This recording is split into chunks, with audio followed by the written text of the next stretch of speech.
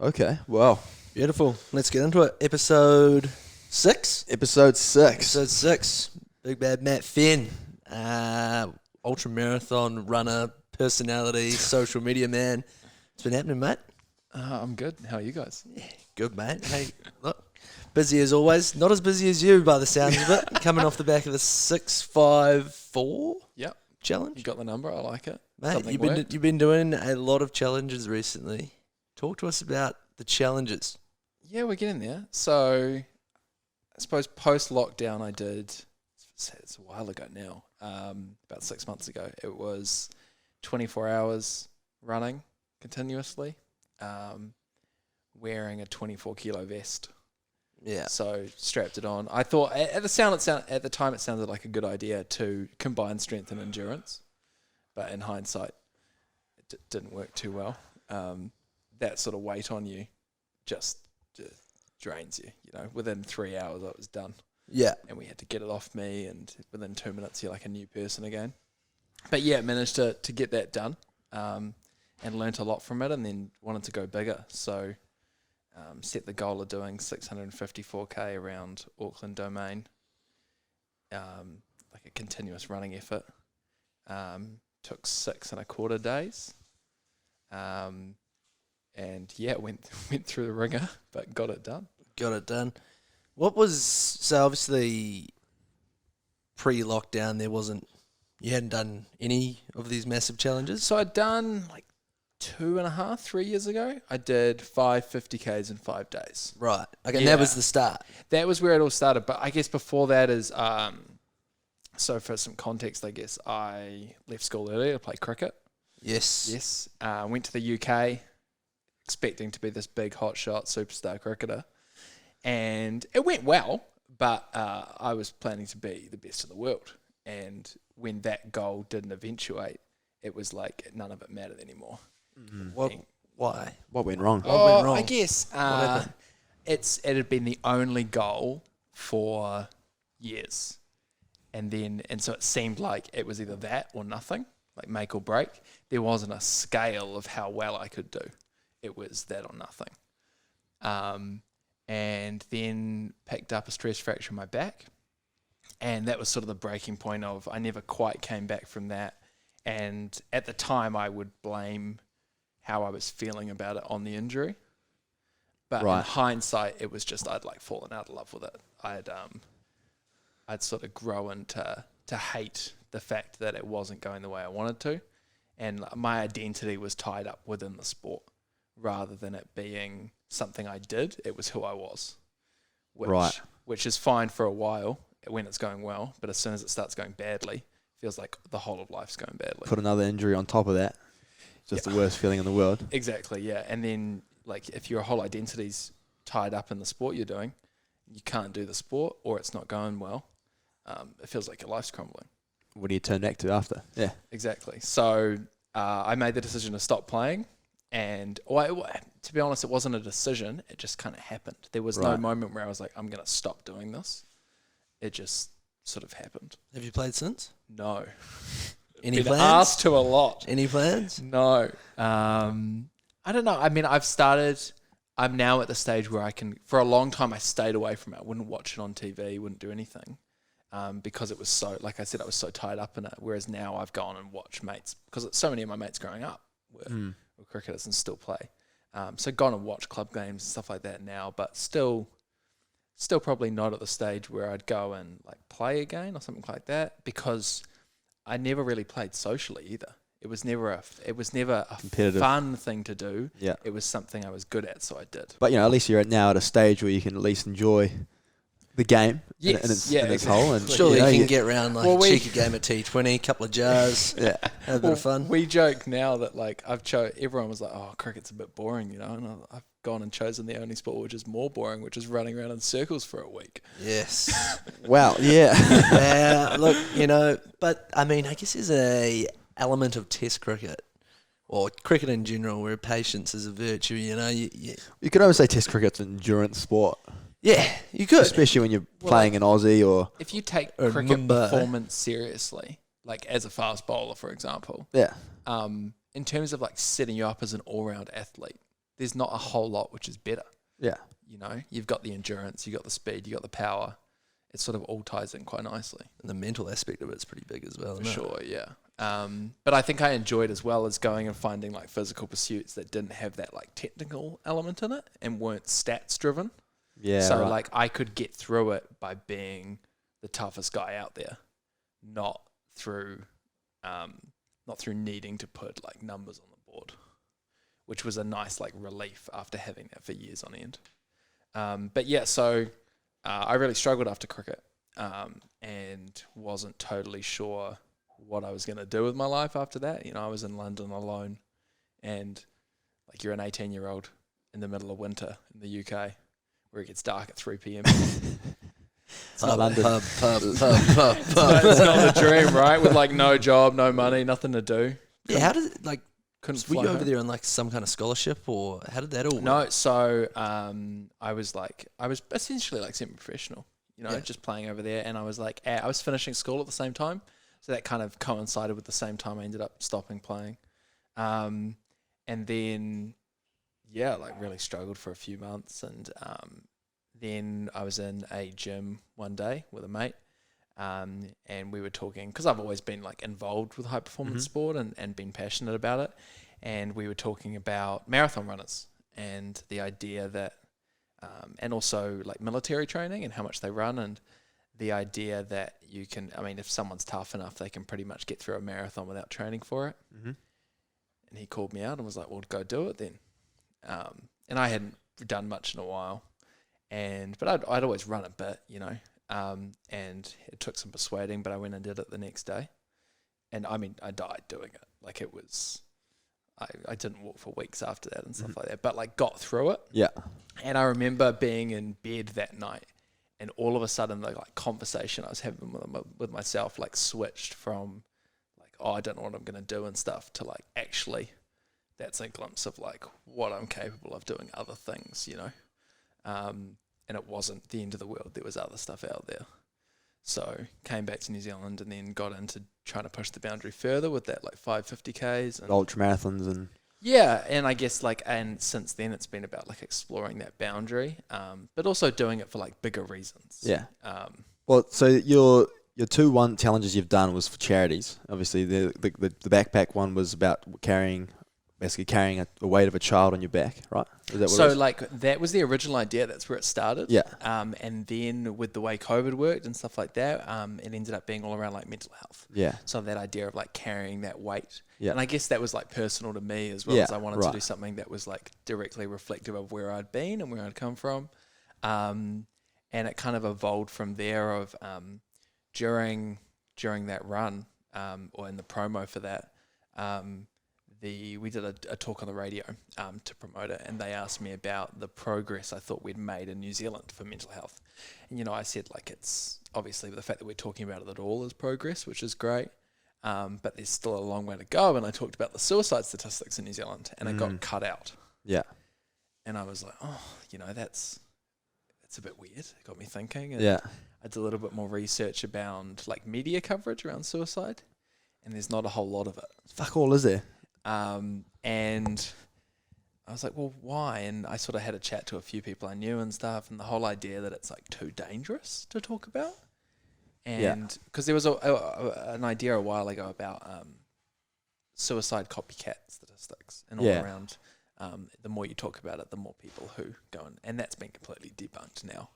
And so we sort of like, well, it's more dangerous not to talk about it. And so I sort of thought about like, how could I have an impact with doing another challenge and what I wanted to do. And that's where we came up with that 654 number from June 2019, June 2020. That's how many suicides there were in New Zealand. 1 year. Yeah. 654. Yeah. And how does that rank us per capita? So I'm not sure about the total of 654. I'm not too sure. The youth suicide statistics in New Zealand are the highest in the developed world. Wow. So in context, it's way more than America. Yes. Which is crazy to think about. Yeah, I mean, when you've got such a small place like NZ, you never think it'd be at the top of such a negative thing like that. No, and I think because we sort of turn a blind eye to it in many ways. it's people don't see it as an issue. Do you think because it's they're because not of, aware like, of it? partially of that like Kiwi stigma of like, get on with it, mate, you'll be alright, and like that kind of stuff? Or I think it's partly because we like to think we're doing a really good job at things, which on a lot of scales we are, and then you see a number like that and you're like, whoa, clearly we're not in some areas, which is hard to grasp, I think, sometimes. And I think generally as well, like what you said, is we stay away from things that, aren't going as well, or like difficult conversations. And I mean, talking about suicide statistics are difficult conversations. It is yeah, and I completely agree on what Henry said. Like, it's New Zealand's got this big stereotype of being like a tough country, and you're like, just get on with it. Take a hard pill, concrete pill. Yeah. Just get on with it. Like, you don't really find people or teenagers that want to talk about that kind of stuff. yeah, I mean, So- and then when you are talking about it, like you try to bring it up in a serious sense. It's such a raw topic to like have a serious, like deep conversation with someone about. Yeah. Which is, I don't know if that adds to the problem. Well, not the problem, but makes it harder to talk about. But yeah. Yeah. I mean, like a few years ago, there was that thing put out there about like the goal of 0 suicides in New Zealand. And the media came back and were very quick to be like, well, that's irresponsible to put that number out there. It's unrealistic. Yeah. It's like, well, you tell us what number you're okay with and we'll set that as a goal. Back on more onto the challenge side of Yeah. things. So that when you found out about the suicide statistics, was that kind of the main Kickstarter for? I already wanted to go and do something after that. Yeah. I was on that high and was ready to go. And that was probably, November. And was searching for what that would look like. So it took a while to sort of, I mean, these things, like the process of them, it's like any project. You sort of start with an idea and then you're like, I try and stay away from like, is it possible? Like the people are like, oh, are you being realistic? Are you this? And the idea I go from is it physically possible for a human to do it? And if the answer is yes, then we'll figure out a way to make it happen. It's not like, is it realistic in the time frame, or is it like that? You set the goal and then you figure it out. Which I think was my perspective going in, and that's what I wanted to sort of convey with the same as the suicide statistics is, yes, that's a huge number and it's not going to go down to 0 straight away. But just because it's a huge goal doesn't mean you don't give it everything you have and get on with trying. Yeah, right, okay. I sort of started planning it all, and we looked at places to do it and what I wanted to achieve with it as well. And we purposely stayed away from fundraising because I felt like there was a bit of like give a little fatigue around, which is awesome because there's so many people doing cool things trying to have an impact. And I guess I wanted to do something that wasn't about, hi, can you donate to this? Can you do this? And I felt like as a result, what we sort of learnt throughout it was that give a little and donating to things can be a bit of a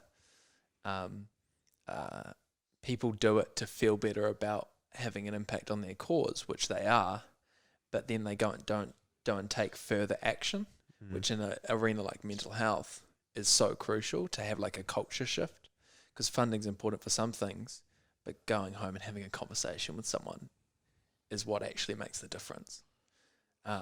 And so I got a lot of people turning up throughout that week being like, can we donate? Can we do this? And it's like, well, no, I want you to go and share it with someone, or go and talk to someone and make a difference in a different way. Definitely. Whilst you've been planning these kind of big, audacious goals, I mean, has there been a common occurrence with something you've struggled with in terms of planning? Like, has there been something you kind of is there a specific hiccup or speed bump that you run into with planning these kind of events? Time's never an issue, because it keeps expanding depending on how long you have. For the Vest Run, we actually had 2 weeks post-COVID to plan the entire thing, to have a date from the location we were doing it to getting it done. I had 2 weeks, and then I had months and months for the domain run, and still comes down to the last day. I think the biggest thing is probably getting people to pay attention and care, because especially in the media, is you come up with something which sounds like it is important and it has an impact and all this, but the media tends to gravitate towards things that have an impact in a specific way, and it's framing it in the right way. So I sort of worked with a PR company and stuff like that about framing the message you're having, and that the whole idea of that is so that it can have an impact on the people you're trying to do and achieve the goal better. But yeah, that was a huge turning point, is actually understanding how you, I guess, package what you're doing so that it gets onto people's screens and people hear about it and things like that. But yeah, I don't know. I mean, it's a struggle as well, because I guess the thing I've had all throughout it as well is there's so much uncertainty when you're going after big challenges, and that you just doubt yourself. Like in the last run. That's what I want to get to. But like, how mentally tough is it, like, for yourself to actually plan all these? Yeah, so and then you're physically training for it. That's the hard part. Yeah. I mean, like the hardest, I think back to a specific moment in terms of the training. So we've gone for a run at Mission Bay before. Yeah, a few runs. Yeah. Back in the. We should talk about that. Please. Leonard and I went for a run. You were a week away from the marathon. Yeah, it's about 10 days. And you were like, I want to go run 30k. I'm like, that's not a good idea. So we were like, we'll peg it at like 20. Right? Yeah, we ended up. This is a week after I've done the vest run we're talking about. Yeah, and I feel fine. Yeah. Like I'm going into it feeling okay. And we meet up and we go for a run, and I think we're 14k in. Yeah, we're on the way back, weren't we? Yeah, just on the way back. And I'm struggling. I'm battling. I mean, Leonard pushes pace. Especially compared to me, you know, like I'll go all day, but it's not going to be quick. Yeah. And we reach like a bathroom by the port, and I'm like, I'm just going to pop in. I need to go to the bathroom. And nothing comes out. And so it took a while in that bathroom. Took a while, right? I was like, fuck, well, I might just run home. And I come out and I'm like, shit, like this isn't good. Like maybe I'll catch up, or what I want to do. I don't want to let him down as well, because he's trying to get on with his training. And I'm like, you just go ahead and I'll catch up, you know, and it turns out I had a urinary infection. Oh, so you're busted to go to the bathroom, nothing comes out, and there's not much you can do. Yeah. How do you fix that? It's obviously a doctor issue of some. I'll get to that in a sec. So Leonard runs off into the distance. There's still about 8Ks to go by this point. So you get back to Mission Bay where we both parked. Yeah. And I realised that his car keys are locked in my car, and I've got my car keys with me. And he's walking. And I'm walking back 8 kilometres. And then I realise, and then I'm like, oh shit, I better get a move on and start running. Yeah. So I think you're waiting about half an hour? Yeah, I waited about half an hour, 35 minutes. And I was just sitting there, but I was like, should I run back? But then I was already like warmed down. I was really cool. Like, I'm not going to run. Nice. But the weather was good. You know, the sun was out. I just enjoyed Mission Bay. Yeah. So I mean, Mission Bay is where I tend to do a lot of it, because I like the aloneness of it. I just tend to do long runs alone. And I think that's the hard part, is the long runs, and not just the run specifically, but when you're 28k into a 38k run, training, you're 2 months out for what you're trying to do. No one knows if you don't do another 2k, you know. You don't have to post it on Strava. Posting on Strava, I love the kudos. But like but like no one cares. It's going to make 0.0001% difference towards your training. Towards your training. Doing that last 2k, that's hard. Turning up when everyone's around and everyone knows you're doing something, the cameras are there, that's not hard. I find it the hardest is when you know you're going to be home soon, and that's the last part that's really tough training wise. Yeah, and well, when it doesn't matter. Yeah, when it's matter. Just when it's just a weeknight run or whatever, that's what's really difficult. When there's cameras and lights on you, it's easy. You turn it on, that's fine. Well, how do you get yourself through that little part there? Is there a little picture in your head of, you know? I break it down. I do a lot of maths. Yeah, and just trying. Well, I'm not very good at maths, which is great, because I struggle trying to work out like it's this amount of this and this far and that, and it takes me so long to do it that I end up at the end by the time I've figured it out. I guess sometimes I count to 10 and then start at 1 again and count to 10 and do that 6 times. That's a minute. Keep on going. There's different strategies depending on what you're doing, right? Yeah. But I tend to break things down into smaller bits. And on more of a macro scale, when you go and do these big runs, when something doesn't go well, is I focus on trying things. It doesn't matter if I think they'll work or not, but the act of trying them gives you a little bit of hope. You keep on trying them, and all of a sudden you've done 100K more. And then, because you've been busy trying things, you're not focused on how far there is to go or anything like that. Compartmentalizing. Yeah. There it is. Are you listening to tunes when you're on training? Your run? Yes. Yeah. During actual events, no. Why? Is it because you're not allowed to? Or? No, you can. I think a lot of it is I struggle to think about other things. My mind doesn't drift when a challenge matters. On a training run, I'll think about all sorts. Yeah. When something matters, I'm just breaking it down in my head. There's Right. nothing else. I also don't like... I know how long songs last. And if you know how long they last, then time becomes... So, like, I know a song's about 3.5 minutes. Yeah. I know that it's taken me... So all of a sudden, you hear the start of the song and you realise it's ended and you're like, oh, that felt like an hour. Yeah. You know, Yeah, as yeah. opposed to you drift off into conversation with someone or you're just alone with your thoughts. And then post-event, I'll do a lot of runs without a watch. I still haven't started wearing a watch again. It's been a month and a half. Really? Yep, just avoided it. Wow. To try and avoid sort of worrying too much about pace and recovery and stuff like that. Just avoid, got off Strava, you know, start comparing and anything that's going to push me to do something which isn't just feeling natural. Strava.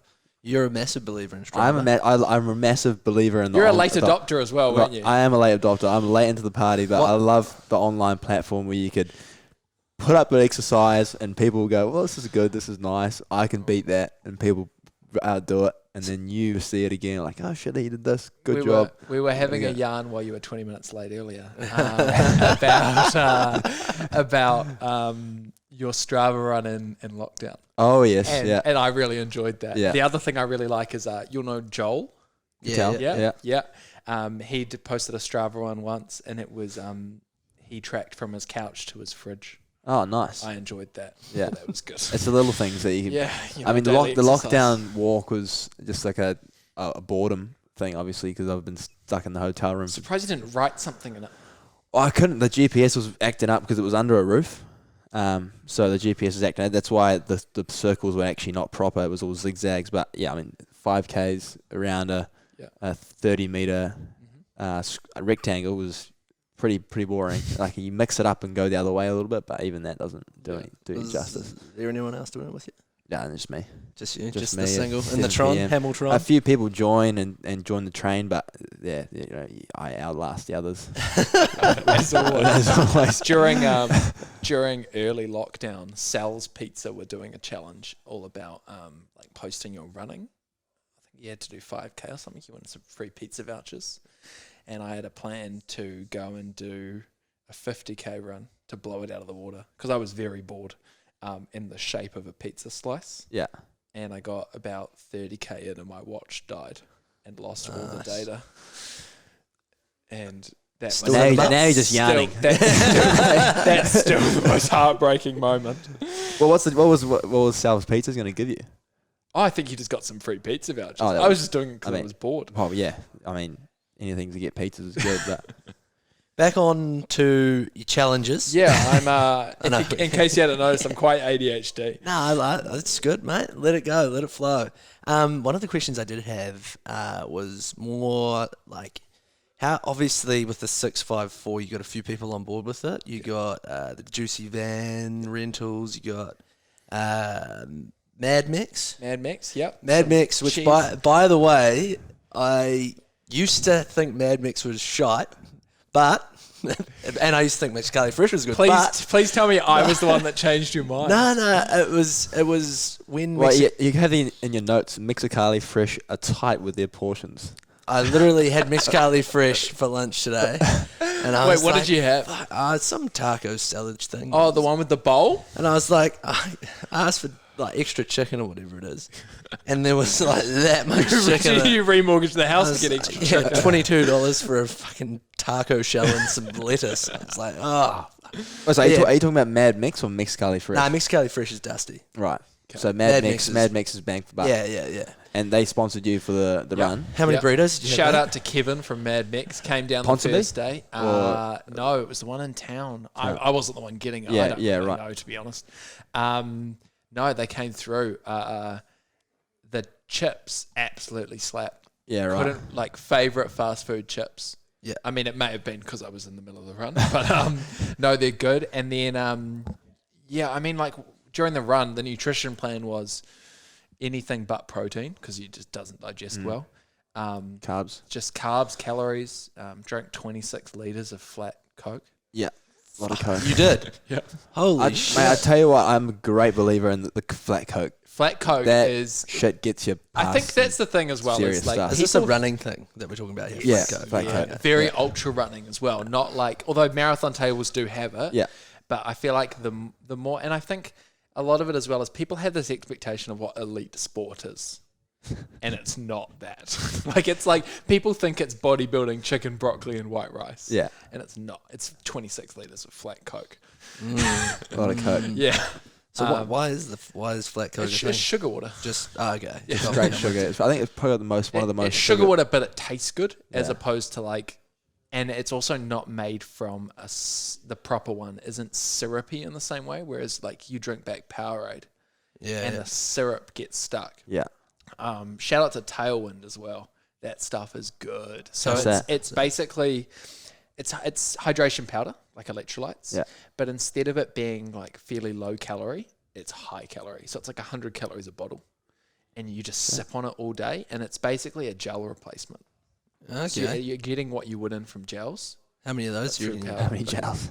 Jam through a day. No gels. No gels. They like clog up the throat Yeah, and yeah. stuff. Yeah. Especially like they're okay if you're gonna pop one and keep going. Well, all good for like a marathon, but Yeah, if you can't live off gels. Yeah. So, yes, that was good. But yeah, the Mad Mix stuff was great, and I actually the only time throughout the entire run I got genuinely angry at something was when they accidentally put some jalapenos in my cheese quesadillas. oh, yeah, fan of spice. 400k in, some jalapenos Spice. do not go down well. Or Fraser Cotterill wasn't doing a good enough job massaging your feet. I don't think he gave me a massage at any stage. He was No. there when I took a shower on the first night. Are you showering in the van, obviously? So, I took a shower on the first night. The plan was to shower every day to keep the crew happy Yeah. because we're there for a week. Yeah. And even on the first night, I was genuinely screaming in tears with the chafing. Really? Yeah, like having a shower. I was A lot of lube? I was like, we're not doing that again. Oh. So the shower got used once. And One shower over 6 it days. just got used on the first day as the well. yeah. And like I could have It would have been yeasty. A lot of yeasty.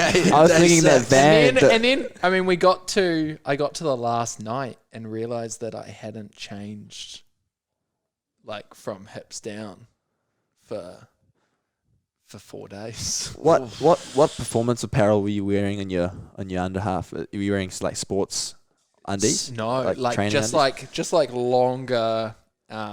longer jockeys. Jockeys. Yeah, but like longer ones to Yeah. avoid the chafing. Okay. Yeah, Yeah. and you just get crotch chafing. So crotch chafing was the main. Oh yeah, Chafe candidate? you never get like thigh. No. If you just wear those, you just don't get thigh. It's not an Yeah, issue. right. There's only so much lube can do. Mm. Putting lube on open wounds doesn't work too No. well. And you just, I mean, it seems like the sort of thing. It's a bit like blisters, right? It seems like the thing you can write off and be like, well, there's always going to be something more painful, so don't worry about it. But what I find as well is like pain you can get through. Discomfort is the worst. Yeah. Like I'd rather have a broken foot than a pebble in my shoe for that longer run. Oh Because yeah, I mean, pain, yeah, it you, makes pain sense. you can grit Yeah. your teeth Yeah. and you expect it. Discomfort is like Like an itch. it's it's like an itch. But I mean, about the 654 thing, like your dates were set so far, but like before the thing, but you couldn't have picked it on days that were like the hottest of the whole summer. I remember Got up to 32 one day. five out of 6 days it was about no wind, and about 25 plus degrees. Yeah, one day with like the temperature gauge, because we had like an actual one, genuinely read 32. Like I mean, obviously the sun is strong in New Zealand, and there's no wind, there's no cooling. Yeah. Like Didn't get burnt. Didn't wear sunblock. Not that I recommend that. But well, it explains the 26 liters of Coke. Like it would have had to. yeah, fuel your body. on the first day, I started drinking juice, and there's this weird thing where, if you, when you're supposed to sweat. If you're sweating out all your liquids, you still need to be drinking enough to go to the bathroom, because there's some like waste products that you can only get out going to the bathroom and can't come through sweat. And if you don't, you get kidney stones and all sorts of stuff. Oh, really? So there's this in-between area where like you're sweating, you have enough liquid to sweat, but not enough to go to the bathroom. And it's a really dangerous place to be. You need to be less or more. So I thought, I'll just drink as much as I possibly can. And within 3 hours, I was like projectile vomiting juice, like just juice. Right. Yeah, and we got through a hell of a lot of Ribena. That took me back to childhood. That'd be good, eh? It's just unconventional ways of doing it. I think that's the thing as well. Is like there's no right answer. Yeah. It's just whatever works for you. Well, surely, like everyone's going to be different in some kind of way. Like, Yeah. Oh, just even things like personal taste. Like nutrition is a huge amount of like whether or not you can get through something like that. Muesli bars? A lot of muesli bars? No, just like too much digestion. It's I got to be like it's hard to it's gotta hard be to like eat, isn't it? processed pasta and things Yeah, like that. right. Like something which just goes through you. So were you just doing the Mad Max stuff, or No, was so I was doing some Mad Max, and then so what happened was, if I take you through the story of it. Yeah, I guess. go on. So day one went well. You go off, good start. Slammed through like 60k, and then got a urinary infection on day one. So Right. what's the go that's there? bad. And bad in terms of like what we're talking about with discomfort. You know, it's not pain, but you're busting to go to the bathroom. There's nothing worse. Yeah. And it took about 3 hours for the pills I had, the antibiotics, to kick in. So you're trying to get round and do laps while busting to go to the bathroom, and then it goes away and it comes back and goes away and comes back. And it took, I think it was about 4 hours by the time it was all said and done. And I was like, okay, it's gone now. Which in hindsight was good because we were prepared for it. Then went through the night, was still pretty good, pretty fresh. Had a little nap, got going again. And then through the day was all right. We weren't expecting to be as hot. And then about 2 p.m. on the second day, I started pissing Coke, like brown Coca-Cola looking. Yum. Yeah. I never thought I'd talk about like the color of my own piss on like national radio and stuff as I have, but like it's the reality of what happens, you know. Well, people need to know. I mean, give the people what they want. Yeah, exactly. And I mean that was scary because what I've been told as well beforehand is like brown is like iron excretion, so it's your muscles excreting iron as a waste product. But brown is good. Red is bad. Red is rhabdomyolysis, which is when you're excreting ions into your blood. Wouldn't say red's good to piss out at all. No, that's what I mean. No. Red's real bad. Yeah. Like it's, red is like hospital, push IV. Yeah. You will die in 24 hours if you don't. Well, it reminds me. I pissed blood once when I had my kidney injury, and that like it's almost like when you see blood coming out of your body like that, it's almost like fainting material. You're like, Oh, yeah. holy fuck! Well, that's what I mean. It messes with your head. Yeah. And I had to get one of my mates to come into the bathroom, and I was like, because I was like, maybe I'm lying to myself. Maybe it is red, and I'm telling myself it's brown. Yeah, right. Because I mean, I've been awake for 48 hours, and so I've never like had to ask my mate before, like, hey, what color does that look to you? Like that's a new level of friendship. And he was like, yeah, no, it's brown and stuff. And I was like, shit, okay, what are we gonna do? So we picked up iron tablets, little chewable iron tablets, and I was just munching on those because you can get iron back on board. And within about 2 hours, it was running clear again. And I was like, that's awesome because we had a problem, like a big problem, and we solved it. And that was huge because it was like, oh, actually, you know, I'm getting distance done. We had an issue, and then it's on to the next thing. And then that end of that night, the physio came around. I was getting physio once a day because there's not a whole lot they can do. And my foot was really sore, top of my foot. And so we were about 160k in, and they were like, "Yeah, you've got a stress fracture on your right foot." I was like, "Well, where do we go from here?" I didn't know what that meant. Yeah, I knew what right. it was, but I'm like, so now what? And I sort of asked, like, I got serious all of a sudden. I was like, "Look, what's the long-term injury risk?" And they said, "Well, it's basically how much pain you can deal with. You won't make it any. You're not gonna all of a sudden wreck your foot or anything. Like, it will recover. It's just how bad it gets." So the injury wasn't going to get any better, obviously any worse if you keep running on it. It was going to get worse, but it wasn't going to get to a point where it was irreparable. Okay. It wasn't going to do long-term damage because I was aware of that. Of like, I want to do this for a long time. Yeah. I'd rather be walking in 5 years, not And I sort of said, I get told I get set this a lot. I don't really remember. And they were like, "Well, it's a lot more badass to do it with a broken foot than it is normally. Like, let's go Fair after enough. it. Let's get on with it, Like, Yeah. I had the in my head, I was going to be out there for a week. So let's get on with it, Definitely a tough decision to make, though, obviously. Well, It's putting my concerning. sock on hurt. Yeah. Like, because it was on the top of my foot. Yeah. But even putting a sock on made it hurt. Right, so it was on the top of your foot, On the right foot, On the right foot. Like on the bony part of the top of your foot. so it would have just been where you tie your shoelaces. Yeah. Well, that would have Right been... on there, yeah. By the time it was all said and done, we went to A&E straight after the run and did x-rays, and there was 4 stress fractures total. So there was 2 in each foot, which showed up on What do you think MRIs it's from? instead. Running for 6 days. I'm running for 6 days, but is it the way it's you the run? impact. I mean, I'm heavy as well, right? Yeah. So which is a huge advantage in terms of the body not breaking. Because Yeah. you go in, you lift heavy weights, the connective tissue strength is through the roof. Yeah. But as a result, you're carrying more load. Yeah. You asked me to run downhill for Yeah. 6 days, not going to go well. Yeah. But on flat, if you can cycle through it. Yeah. But it is just the impact. And I wasn't prepared for how much my feet were going to hurt. That took me to new levels. Yeah. But yeah, you get through it, It was nice to have, I could focus on my feet hurt, like get through that versus there being lots of challenges after a while. But on that third night, the sleep deprivation kicked in, which I wasn't expecting. And from there, I was falling asleep standing up, had someone on each Done that arm. before? Yeah, usually a I'm big just, night out. I'm absolutely, This is the third big night out. absolutely pissed to bits. Just standing We in the probably line looked to a pretty pub. just- similar. Honestly, it felt like that. And so I had someone on each arm. It took me an hour to do one of the laps.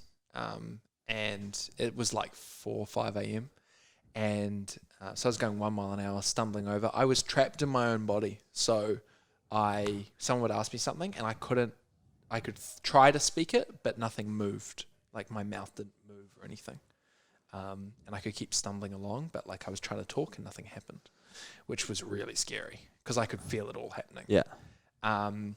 And got in. There was no conversation about like, should I take a little bit of a rest? Should I do this? I just flopped into the camper van. And then there was no plan. There was not like, I'm going to sleep for this long or whatever. And I woke up by myself. No one woke me up. About an hour later, and the sun was up, and I was a new person. Good to go. I was ready to go. Power of naps. And but like power of like from then on, like a switch flicked. And Really? all of a sudden I could eat whatever I wanted. Wasn't tired, didn't yawn, it was like fine again. Picked up the pace, and we actually negative split the whole thing. So it was 3.5 days to do the first half and 2 3/4 days to do the second half. So you went faster on the way. Like 3/4 of a day faster. Sure. Fuck me. Yeah, and we like joke afterwards, like the way to do a quick ultra, a quick 300k, is to do 300k beforehand. Like that's the recipe, because your body gets into that mode of we don't know how long we're going to do this, so we better get used to it. Yeah. Well, it's amazing how like adaptable your body becomes. Totally. Stuff like that. It's And just Don't get me wrong, I haven't done anything like this, but you know, from what I've watched those online, night outs sound pretty legendary. I mean, you get used to those. You've pulled some big shifts, Nips, you know. Hey, look, Some big festivals. one thing you'll and- never get used to is waking up and going, "Wonder what happened last night." It's always a very foreign feeling. Are you conscious of how much caffeine you take? Do you take caffeine when you're doing the Not challenges? when I'm doing an event. Right. No. So No caffeine. no coffee. No caffeine because, I mean, coffee's a diuretic as well. Right. So I avoid coffee even like a week beforehand. Yeah. And then I think probably because I drink too much of it normally. Yeah. Anyway. Yeah. But Get the yeah, shakes. yeah, I'm not too bad. I just I'm the sort of bloke who's like, oh yeah, iced coffee, but like triple the number of shots. Ah, Yes, right. Yeah. Ah, yes, the old I mean, double, triple quad. you should see the looks of a barista when you say, yeah, chuck 6 shots in that iced coffee, please. Jeez, that must get pricey. So yeah, I mean, it's the crash afterwards. That's the issue, right? Big crash, yeah. The highs are right, but I'm also like, my heart rate is already high enough. What are we talking? Like, so the first 3 days up until that point we were talking about, averaging like 140, 150, Okay. Yeah. right? That after that, 90 flat whole way, sleep or awake. Really? No matter what. Within the 5 or 10 Yeah, minutes, right? So I'm asleep, doesn't drop, and I'm awake, doesn't go higher, just stays there. Were you wearing a heart strap as well? So No, I just had just the watch wrist. on. Yeah, right. Yeah. That's quite interesting that your heart rate went down a little Oh, bit. I mean, it's a shame. I mean, it was too long to get like GPS data and stuff. And that's when we were going around the loop. But it would be so interesting to look back about how it spiked and then how it decreased and stuff. Yeah, fucking A. When you're not in challenge mode, bloody running around the whatever it is, height of Everest. Oh, when am I not? You're like, why? What did it say on that 654 thing? Something about the Everest. Yeah. Yeah. What was So the stats. Oh, now you're asking. It's been a while. Was it up and down? I can't So remember. that was the height of Everest throughout 654. 6 days. Yeah. So at the domain, 22 meters per lap, Ah, 406 laps. right. Copy. Yeah, it was that, and then it was just further than Auckland to Wellington. Right. Yeah, fucking fair distance, isn't it? One of my mates messaged me the week after. He's like, "Oh yeah, I just drove Auckland to Wellington, and I feel sorry for you." So when you're not doing all these challenges, what do you get up to? Oh, that's a good question. I'm probably still trying to figure that out. Just to cruising? be honest. Yeah, I think Up on the couch, feet up. I'm not that person. Really? Yeah, no, I've got to be doing something. I mean, training's obviously a huge part because it sort of structures the rest of your day. Yeah. And top and tail it. But I do quite a bit of coaching and like working with other athletes, which is good. And it's nice to go and when I'm the center of doing these things to then go and be the person helping out other people doing them is real nice. And something that I've like developed a passion for more. Yeah. A lot of the work's around like mental health stuff now, which is awesome. And sort of I've now had the freedom to go and do that. And working with charities and non-profits and helping them out with social media and marketing work. So is that something? I mean, it might be a touchy question, Yeah. but is that something how you like? Is fine from a financial standpoint. You Yeah. think like, how can you take all this time off and plan all these events and Yeah. like, make it work? Is it because you're now working with or for these charities that No, you kind so of make like it work? Or how does- everything's volunteer. right, I do quite a bit of public speaking, right. which helps a lot. Okay. And then the coaching side of things, as well Yep. as like doing some freelance work and stuff. So I think a lot of it, as well as like the work I'm doing, is high energy but low time. Right. Yeah. So it's about just managing where your energy goes. Like we were talking earlier of, I feel busy, but when you look at your calendar, you're not that busy. And I think that's that time versus energy trade-off. And I just try and be wary of like where the energy's going. But actually, I still have time to go and watch 4 hours of Netflix every night and things like that, even though I'm busy. Yeah, copy. So I think, it's just being aware of like the difference between those two things. And I feel like a lot of people get confused and they're like, I don't have the time. yeah, We've all got heaps of time. It's about where your energy's going. when you're getting in, you're doing the mahi and putting in the big hours. Well, not the big hours. Well, might not be the big hours, but yeah, I know what you mean. Yeah, and it's doing things High you concentration. doing things you enjoy as well, right? But yeah, like it's a good, and it took me a long time to get to that point. Like I was like working a very normal job doing marketing stuff, and to progress, it's taken me a long time to figure out how to structure it so that I'm able to have that freedom to go and do things that I'm passionate about, as opposed to I've got to be here. I'm with you. Working with Mike from I Am Hope a fair bit now, is that? Yep, yeah. So we've got Gumboot Friday coming up. Yeah. Which is awesome. And yeah, I think a lot of it as well is structuring ways to go and have an impact. And I Am Hope do pretty awesome work. And obviously Mike's been quite a good influence and role model about, I guess, it's been pretty overwhelming since the last run. All of a sudden there's like media attention on you and stuff, and I'm not used to that. You'll know what I'm talking about more recently, right? Wow. I've seen you on TV, mate. You're bloody big time. Flick on the TV, there he is, his iron shirt. I wasn't expecting that. There he is. TV1. Hair slicked up, makeup on face. Oh.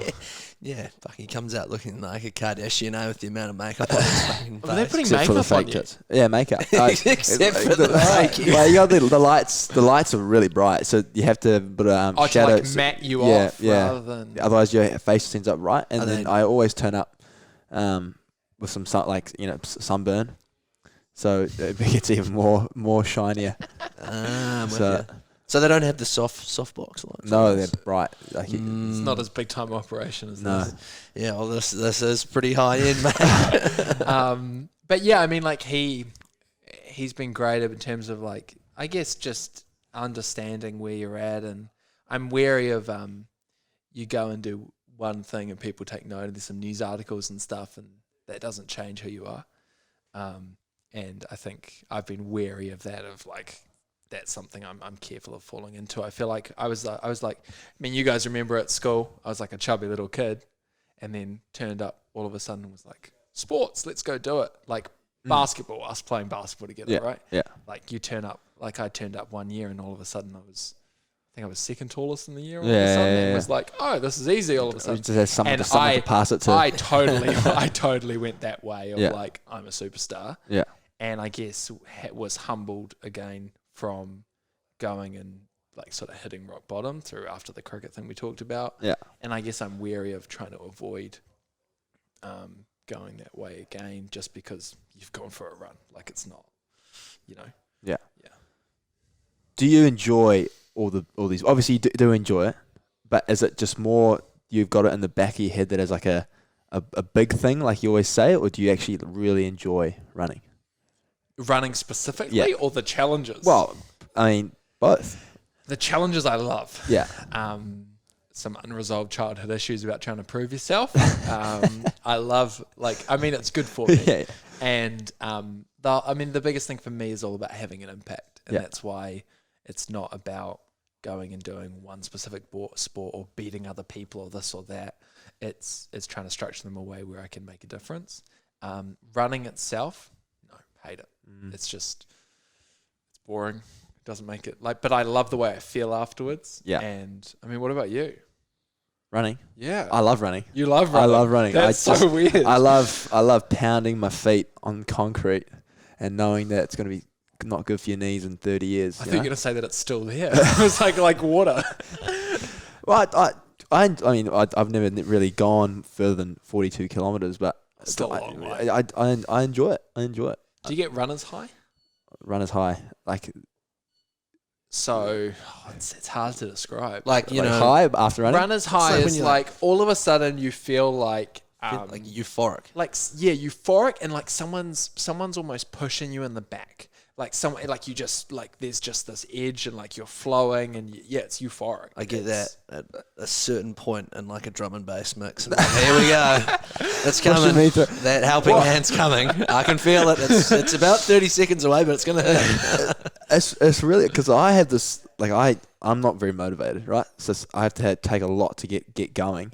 But when I'm So in there, interesting. and I'm sweating and I know that I'm making gains, that's when I love it. So you'd say that.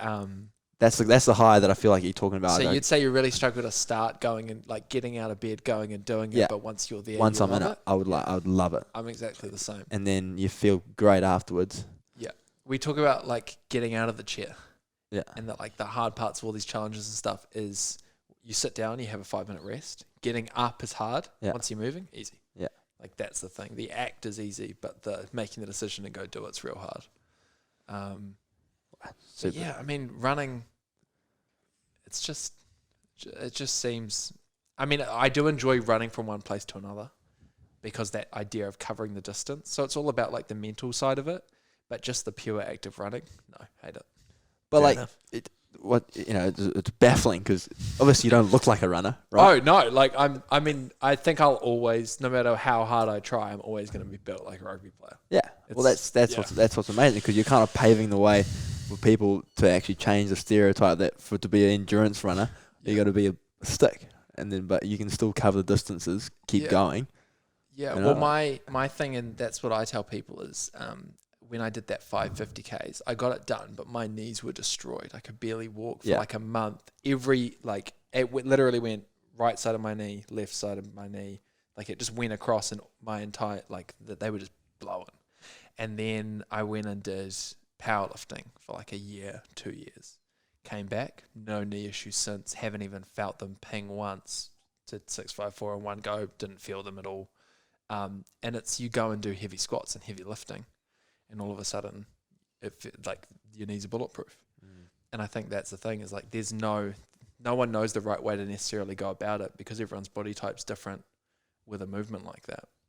So yeah, I mean it's cool that you say that because it's like you don't have to be like a skinny little runner to go and do running things. There's loads of different ways you can go about it. Yeah, you're halting Mars and you can still beat him. Saw him running the other day actually. Not just on Strava. Not just on Strava, but if there's any guy I've ever met who makes me feel bad on Strava, it's halting. But He covers some kilometers. I've still got that weekly mileage goal though. Yeah. Still, I think he's done about 180 weekly mileage. We were joking about it because he came down to the run. Yeah. And I was like, well, see if you can pick this for weekly mileage. He's solid, man. I give him kudos all the time. I mean, obviously on the app and just in general. Henry, every time kudos is when you like someone's event, you like someone's thing on Strava. Right, it's called kudos, not liking. Kudos to you for being quick. You were saying, obviously off the back of the 654 stuff, you've had a bit of media attention and opportunity to work with brands. Is that something you've always wanted to do secretly behind closed doors, and now the opportunity's arisen, you're going to grab it with both hands? I see that you went from, you had like 1,500 followers, 2,000 maybe, and then after that 654, you're at 4,000? Yeah, so about doubled, I think. A lot of media attention. Yeah, it's amazing how many people unfollow you as soon as you're done with a run. Really? Oh, really? Yeah, that was really interesting. Probably, I mean, I try not to pay too much attention to it because like at the end of the day, it's still only 4K. Yeah. And yeah, no, people just all of a sudden, like I guess some people just don't care anymore, which is interesting. Because that's the whole point is it's not about going and doing that run. It's about everything you're doing in whole. I think to answer your question, you spend so much time planning these things and like you need support to go and do it. Yeah. I go through a pair of running shoes once every 2-3 weeks. Like and they don't grow on trees, right? Expensive. Yeah, and that and trying to, like you talk about, like the support of being able to go and have the freedom to go and train and do things and have the best gear. And for a long time, it's you asking for things. And to have that switch to people offering things is quite strange all of a sudden. It happened very quickly. So I actually took 2 weeks off of replying to any emails, anything after the run. And was like, look, I need to take a step back and not jump at opportunities. Someone told me the thing about all that glitters is not gold. And that's really true. And that these people package things up as these big shiny opportunities, but realistically, they're not worth it all that much. And that was really good advice and sort of took some time and sort of structuring. The whole thing is about structuring long-term partnerships as well, as opposed to get some free shit. So have we got any long-term partnerships kind of on the horizon? Yeah, so I signed with New Balance last week, right? Which is awesome. What's the and deal? Yeah. What's the deal? Not what's the deal. Probably a little bit too straightforward. More just if you could without getting My into reasoning too- behind the deal. But that and just how is a deal like that negotiated and then Okay, done? yeah, the whole process? Yeah. Yes. Okay, so I'm just trying to avoid names, I guess. So Lennon. Well, how much you make? yeah, I mean it's a good I just question. don't know if Yeah, you can no, hook I mean, the Henry and Leo podcast up with some running shoes. So I can definitely do that. Oh. That's all right. Yeah, You- we you can- win. I actually Balances. wear New You- Balance shoes. They're fucking mean, eh? Yeah. No, I've worn a lot of running shoes. But they're the What are best. you rocking? Sounds like a plug. I don't know, some black ones that look pretty cool though. So the New Balance do quite a lot in the community already. So they have quite a lot of sponsored athletes, and they go about it a bit differently. Adidas and Nike try and go elite only, I think. And New Balance do try and like reach out into the community more. So there's a lot more athletes, and I think one of the ladies at New Balance saw what I was doing through someone else reposting it and sent me an email and was like, "Oh, we couldn't be involved this time or whatever, but like we were like we'd love to talk to you and stuff." And I went back and was like, "Oh, I'm just taking a step back at the moment, but like." Talk to my manager. Thank you anyway. Well, I've sort of avoided that. Someone asked about like, do you get a manager or something? And I'm like, that seems weird because I love having not control, but like I know where I would like to go with things, and letting go of that's quite hard. So I sort of purposely avoided that and just had people I talk to and stuff and get advice from. But I sort of went back and was like, just give me some time, I'll work it out. And they sort of said, oh, can we send you some free kit anyway? You know, like as just a well done thing. No, like don't worry about social posting or anything like that. And I was like, oh yeah, that'd be awesome. Thanks. And then sort of was looking at, and they sort of said like, get back in touch with us when you can. And sort of took some time and looked at, I guess what the options were with different brands, and then went back to them, and then we had a meeting about like what it would look like, and then I think the thing with me as well is it's all about impact and reach, right? And that it's not like how much you're going to pay me, how much you're going to do this. It's about how can we elevate the things I'm planning on doing so that they can have a bigger impact. So that was the biggest thing. I mean, I think the thing as well is free stuff is awesome if it's stuff you'd already use. But if you need 5 pairs of running shoes and you get given 10 pairs of running shoes, it doesn't really do much for you. I think that's kind of the point you realize, and that it sounds great until you've got lots of it. And then you realize you can't eat and you can't sleep under free running kit. And you're like, oh, this isn't all it's cracked up to be. So yeah, I guess that's how it's sort of gone about it. And New Balance were really keen about supporting the cause I'm working for and the overall mission, rather than just here's some free stuff, see you later.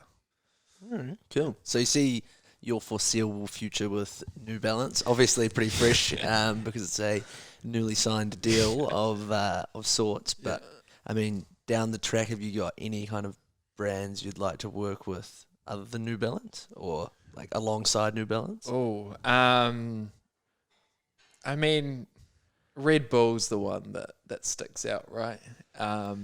And there could be something in the works there, but we'll see. It's Okay. It's all about. I mean, like it's all about like what I said is it's not necessarily. There comes a point where it's not about free stuff and this and that. It's about how can the brand enable you and you partner together to do really cool stuff.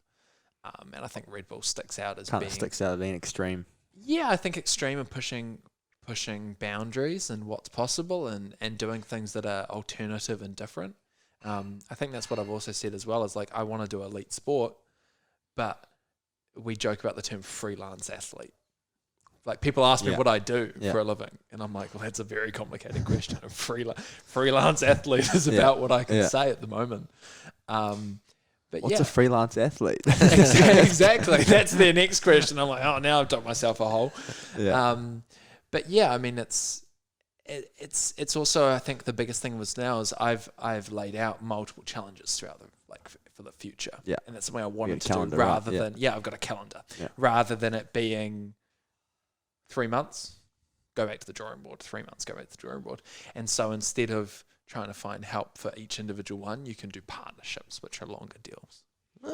Makes sense, doesn't Gives you wings. Speaking of which, what does the end of 2021 look like for you, Matt? I know you probably won't be able to go into too much detail, but You say you've got some things lined up. Yeah. So, I'm trying to think if I can give some clues. Some clues. Let people start thinking about There you stuff. go. I mean, not that anyone probably really cares at this stage. Well, maybe by the time this episode might come out, it could be July, June-ish. You could shed some light on what's happening then. July, where you're thinking it might come out after that. Winter, right? So it could be cold. Yeah. It's all about like, I guess trying to like go to new heights. I guess. Okay. Yeah, like trying to push boundaries, and also I can say I'm avoiding sleep deprivation for a little while. Okay. right, nice. We're shortening up the events. That's Smart. At least for a little while, and then maybe not quite as much. Still of a super difficult level though, all of these events. Yeah. All three are potential world records. Boom. There you There go. you go. Something to Three think about for potential the world people. records. Hey, look, Matt. Pleasure talking to you today, mate. Learned a lot about the 654 challenge. From the outside, you kind of look at it and go, oh, wow, fuck, that's a fucking cracking effort. But to sit down and go through it was pretty awesome. But yeah, mate, good luck. Cheers. Best Yeah. of luck Thanks, for the end of mate. 2021. Appreciate it. Thanks, Les. What's going on, mate? Have a good one. Cheers. Cheers, mate. You beauty.